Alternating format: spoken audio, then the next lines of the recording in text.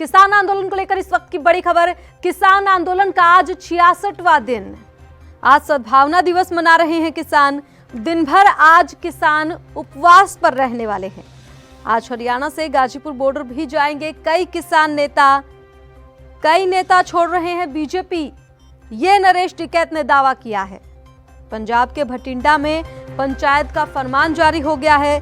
वहीं दूसरी ओर हर घर से एक व्यक्ति जाएगा दिल्ली, नहीं तो जुर्माना लगेगा। ये फरमान पंजाब के भटिंडा में पंचायत ने जारी कर दिया है। इस वक्त की बड़ी खबर किसान आंदोलन को लेकर। आपको बता दें 2 महीने से ऊपर किसान आंदोलन को हो गए हैं। आज 66वां दिन किसान आंदोलन का। सद्भावना दिवस आज किसान मना रहे हैं, जिसके चलते दिन भर किसान उपवास पर रहेंगे। वहीं दूसरी ओर हरियाणा से गाजीपुर बॉर्डर के लिए कई किसान नेता आज निकलेंगे। कई नेता बीजेपी पार्टी छोड़ रहे हैं और किसानों के समर्थन में आ रहे हैं। ये नरेश टिकैत ने कहकर बीजेपी की टेंशन बढ़ा दी है। वहीं दूसरी ओर पंजाब की बात करें तो भटिंडा में पंचायत ने अहम फरमान जारी किया है, जिसके चलते हर घर से एक व्यक्ति दिल्ली जाएगा, नहीं तो जुर्माना लगाने की बात कही गई है। तो ये इस वक्त की बड़ी खबर किसान आंदोलन को लेकर। आपको बता दें किसानों का आंदोलन लगातार जारी है। वहीं कहीं ना कहीं दिल्ली हिंसा के बाद आंदोलन कमजोर पड़ गया था, लेकिन एक बार फिर से अब रफ्तार में किसान आंदोलन। जब से राकेश टिकैत के आंसू छलके हैं, उसके बाद से किसान आंदोलन ने फिर से रफ्तार पकड़ ली है और अब एक बार फिर से हरियाणा, यूपी, पंजाब से किसानों के जत्थे गाजीपुर बॉर्डर पर पहुंच रहे हैं। सिंगू टिकरी बॉर्डर पर किसान इकट्ठा हो रहे हैं एक बार फिर से। और आज किसानों का सद्भावना दिवस। प्रदर्शनकारी, आंदोलनकारी किसान आज उपवास रखेंगे दिन भर।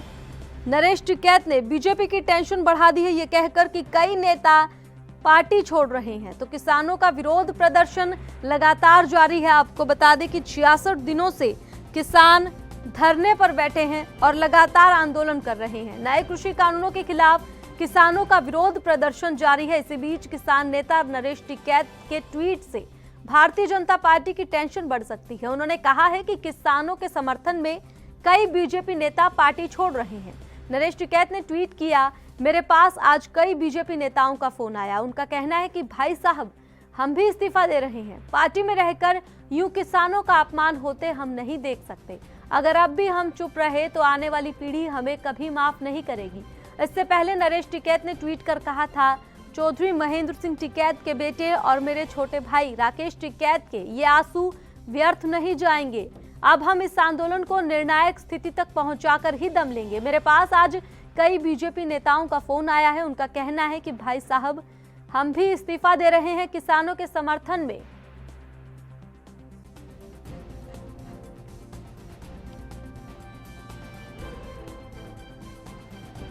और हमारे साथ रामपाल जाट जुड़ गए हैं, किसान नेता। सबसे पहले तो आपका बहुत बहुत स्वागत है रामपाल जाट जी। धन्यवाद हिमांशी जी। रामपाल जाट जी, आपसे जानना चाहेंगे, किसान आंदोलन एक बार फिर से रफ्तार पकड़ चुका है। आगे की रणनीति अब आपकी क्या कुछ रहने वाली है? आज सद्भावना दिवस आप लोग मना रहे हैं। हिमांशी, सबसे पहले तो ये मैं बताना चाहूंगा, मैं स्वयं राजघाट पहुंच रहा हूं गांधी की समाधि पर अनशन के लिए। मैं वहीं अनशन पर बैठूंगा। और दूसरा, आज देश भर में जो किसानों में एक संकल्प व्यक्त हुआ है जी, राकेश टिकैत के आंसू के बाद, उसमें इस आंदोलन को और मजबूती दी है। इस कारण से अब सब किसान पुनः इस आंदोलन को सफल बनाने के लिए अपने घर बार छोड़ने को भी तैयार है और इस आंदोलन को लगातार समर्थन दे रहे हैं। इसलिए ये आंदोलन अब निर्णय के उपरांत ही पूरा होगा। और ये शुरू से ही लग रहा था कि किसानों की जो मांगे हैं वो न्यायोचित है। इसलिए जिन किसानों को उनका सम मूल्य भी नहीं मिलता, जबकि संविधान में ये उल्लेख है कि श्रम मूल्य दिलाने का काम राज्यों का है, तो राज्य यदि श्रम मूल्य नहीं दिलाए तो फिर कैसा संविधान की पालना ये कर रहे हैं? और संविधान की शपथ लेते हैं तो शपथ लेने वाले संविधान की उसकी पालना नहीं करे। इसके लिए ये जरूरी है कि किसानों को उनकी उपजों की लागत और वह दाम जिसे सरकार न्यूनतम कहती है वो तो दिलाओ। उसके लिए न्यूनतम समर्थन मूल्य पर खरीद की गारंटी का कानून बनाओ ना। ये पिछले 10 वर्षों से तो राजस्थान में आंदोलन चल रहा है और सरकार अनसुनी कर रही है। 2016 में जब हमारा प्रधानमंत्री स्तरीय वार्ता हुई उसमें भी ये सहमति हुई और सरकार इसमें सहमत थी कभी कानून बनाएंगे, उसको भी 4 साल निकल गए। इतना ही नहीं तो 2014 में भी इसी को लेकर जो हमने 2012 में कानून का प्रारूप बनाया उसी के आधार पर लोकसभा ने एक निजी विधेयक को सर्वसम्मति से विचारार्थ स्वीकार किया। उसके बाद भी सरकार ने 6 वर्ष बिता दिए, उस विधेयक के आधार पर भी कोई कानून बनाने की पहल नहीं की। इसलिए सरकार को चाहिए जितना शीघ्र हो सके वह न्यूनतम समर्थन मूल्य पर खरीद की गारंटी का कानून लाए। अभी तो संसद चल रही है, विधेयक ले आओ, संसद में पारित करा लो और इसी ढंग से जो 3 कानून है इनको वापसी का मार्ग प्रशस्त करो। तो ये दोनों काम हो जाएंगे तो किसान क्यों इन परीक्षा में बार बार बैठेगा? किसान को परीक्षा में नहीं बैठेगा, किसान खेती ही करेगा। आज तो किसान को कमाई छोड़कर लड़ाई के लिए सड़कों पर आने को विवश होना पड़ रहा है। तो ये लोक कल्याणकारी सरकार की कार्य प्रणाली पर प्रश्न चिन्ह है। और जहां तक नरेश टिकैत की बात है, उन्होंने जो ट्वीट किया एक नहीं, मैं सोचता हूँ फिर बीजेपी वाले ढूंढते ही रह जाएंगे कहाँ गई बीजेपी। तो जब 2 से शुरू हुई थी 1984 में वहीं पहुंच जाएगी। ये अच्छा है इनके भी इसमें कि जल्दी से जल्दी इस काम को करें। ये सबके लिए, उनके लिए भी, किसानों के लिए भी, देश के लिए भी, सबके लिए अच्छा है कि वो जितना जल्दी हो उतना जल्दी इन कानूनों को बनाएं और ये जो 3 कानून है इनको वापस लेने का रास्ता प्रशस्त करे। अभी तो संसद है इसलिए इनके पास अवसर है अच्छा, इस संसद के सत्र का इसके लिए उपयोग करें और इसके लिए विधेयक जितना जल्दी प्रस्तुत करेंगे लोकसभा में उतना ही जल्दी लोगों में विश्वास जाएगा, हाँ सरकार ये करने को तैयार है। रामपाल जाट जी, बीजेपी को लेकर तो आपने साफ कह दिया है कि बीजेपी सरकार कहीं दिखाई नहीं देगी अगर किसानों की नहीं सुनेगी। विपक्ष को लेकर आप क्या कहेंगे? क्योंकि जब दिल्ली हिंसा हुई तो विपक्ष के कोई भी दिग्गज नेता नहीं दिखाई दिए और जब राकेश टिकैत के आंसू छलके किसान आंदोलन ने फिर से रफ्तार पकड़ी तो एक के बाद एक लाइन लगी बॉर्डर पर नेताओं की। ये हमारे राजनीतिक दलों का स्वभाव है मंच, वे निंदा आधारित राजनीति करते हैं, उसमें उनको रस आता है, आनंद आता है और जब सकारात्मक काम होते हैं उसमें ये ठिठकते हैं। तो हम तो ये कहना चाहेंगे जितने भी विपक्षी दल है वो अपने अपने पार्टियों में प्रस्ताव पारित करें इन दोनों बातों के लिए, जिसे ये भी तो बंधेरे हैं। तो ये केवल भाषण दें और चले जाएं। तो अभी तो ये किसानों के साथ ऐसा व्यवहार करते हैं हिमांशी, जैसे आप प्लेट में जलेबी रखो, जलेबी खाओ और जलेबी खाने के बाद में उस प्लेट को कचरा दान में फेंक दो। ये जो प्रवृत्ति रही राजनीतिक दलों की, इससे पूरा देश परिचित हो चुका है। हम चाहेंगे राजनीतिक दल अपनी संकल्प के द्वारा ये व्यक्त करें कि यदि उनको भी मौका मिलता है वो भी ये काम करेंगे। तो कम से कम अपने अपने दलों में प्रस्ताव तो पारित करें, अपने अपने केंद्रीय कार्यकारिणी में प्रस्ताव तो लाए। उसे लगेगा कि इनकी भी निष्ठा है, ईमानदारी है इस आंदोलन के प्रति। जी, किसान नेता जब बॉर्डर पर पहुंच रहे हैं, आप लोगों की ओर से लगातार इस्तीफे की मांग की जा रही है, विपक्ष की ओर से हो चाहे पार्टी के नेता हो, कि जो भी किसानों के समर्थन में आए वो इस्तीफा देकर आए। अब दिग्गज पहुंच रहे हैं तो वहां पर आप लोग मौजूद हैं, तो आप लोगों ने क्या मांग की है कि आप लोग इस्तीफा देने के बाद ही यहाँ पर आओ, यहाँ पर आकर राजनीतिक रोटियां अपनी मत सेको? हिमांशी, हमारा तो ये कहना है कि वो इनके प्रति अपनी निष्ठा पे व्यक्त करे और निष्ठा का अच्छी बात है। जैसे राजस्थान से आरएलपी के हनुमान बैसल ने अपने आप को एनडीए से अलग करने की घोषणा की और सड़क पर बैठे, तो ऐसे सांसद इनसे नाता तोड़ के। रामपाल जी, 1 मिनट के लिए आपको रोकेंगे, आपकी बात फिर से सुनेंगे। फिलहाल किसानों का क्या कुछ कहना है वो सुनवाते हैं। बड़े नेताओं का ऑर्डर होगा वो तैयारी, हम तो कार्यकर्ता हैं। हम हटने वाले नहीं है बिल्कुल। देखो कितने लोग आ रहे हैं। कल मीटिंग हुई मुजफ्फरनगर, 5-6 लाख आदमी इकट्ठा हुआ वहां से। अब पूरे बस तुम। फिलहाल किसान आंदोलन पर हमारे साथ बने हुए हैं रामपाल जाट, किसान नेता। तो रामपाल जाट जी, आपसे जानना चाहेंगे, अन्ना हजारे पहले किसानों के समर्थन में आ रहे थे अनशन करने, लेकिन अब वो सरकार की बात से सहमत हो गए हैं। इसको आप किस तरीके से देखते हैं? हिमांशी जी, इस बारे में तो स्वयं अन्ना जी ज्यादा अच्छी तरह बता पाएंगे, लेकिन मैं इतना सोचता हूँ कि यहाँ देश का हर व्यक्ति इस किसान आंदोलन से जुड़ा है और इसकी मांगों के समर्थन में है।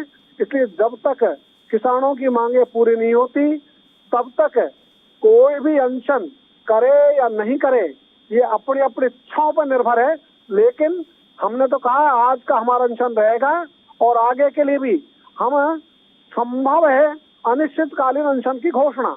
इसलिए ये जो अनशन है, ये तो देश में अलग अलग लोग आते रहते हैं, चलते रहते हैं। अन्ना का एक पूरा हिंदुस्तान में एक सम्मान है।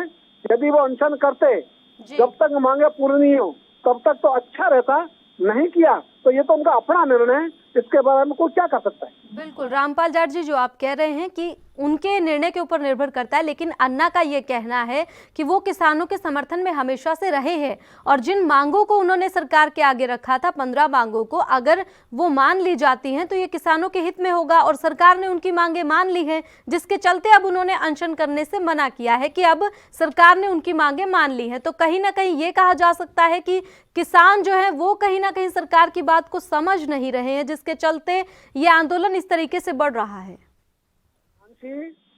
पहले तो हमको ये जानकारी हो जाए ना देश को कि भाई उनकी कौन सी मांगे थी जो किसानों से संबंधित है, तो तभी तो टिप्पणी करेंगे ना।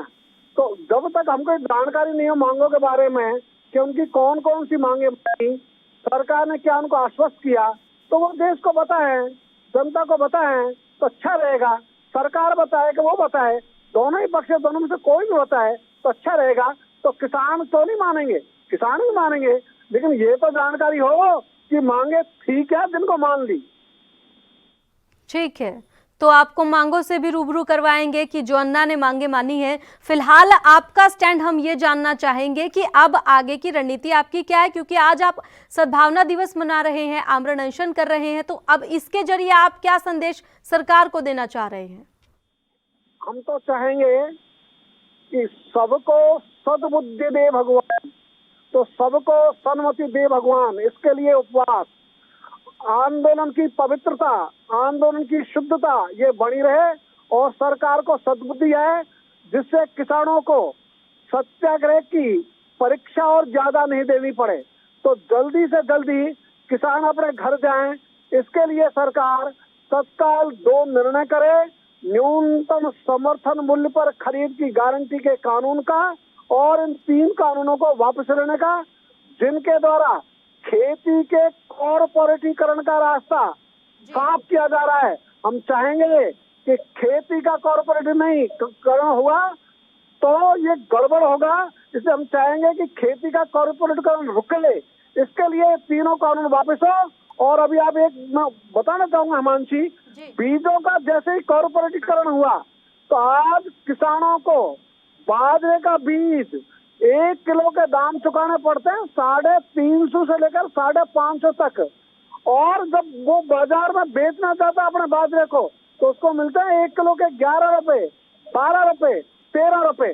तो उसका बाजरा बिकेगा 11, 12, 13 और कॉर्पोरेट जगत का बाजरे का बीज बिकेगा 350 से लेकर 550 तक। ये तो है ना लूट, इस लूट का ही नाम है कॉर्पोरेट जगत। इसलिए सरकार को चाहिए कि दोनों बीजों का कॉर्पोरेटीकरण किया है उसको ठीक करे और खेती के कॉर्पोरेटीकरण की ओर नहीं जा रहे। इससे जो उत्पादक है उसकी जेब में कम पैसा आएगा, उपभोक्ताओं की जेब से ज्यादा वसूल होगा, तो उपभोक्ता लुटेगा और उत्पादक पिटेगा। तो दोनों को बचाने के लिए सरकार को भगवान सद्बुद्धि दे और ये कॉर्पोरेट के चक्कर में नहीं आवे। इन्होंने जो 3 कानून लाए उसके लिए ये कहा इससे निवेश बढ़ेगा, खेती के कॉर्पोरेटीकरण का रास्ता साफ होगा। अरे भाई, कोई भी निवेशक कहीं भी आएगा, कहीं भी जाएगा तो वो अपने फायदे के लिए आएगा जाएगा, वो कोई दुनिया के उद्धार के लिए आ रहा है क्या? चलो किसानों का भला करना है, इसलिए चलो हिंदुस्तान, वो तो पैसे से पैसे कमाने आता है। और इमरती चिड़िया चुगने आती है, पूंछ कटाने नहीं आती।